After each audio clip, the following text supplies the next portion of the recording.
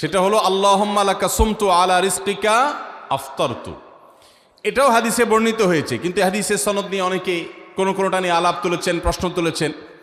আল্লাহুম্মা লাকা সুমতু মানেই হলো, হে আল্লাহ, আপনার উদ্দেশ্য রোজা রেখেছি, ওয়া আলা রিজকিকা আফতারতু, এবং আপনার দেওয়া রিজিক দিয়ে ইফতার করেছি।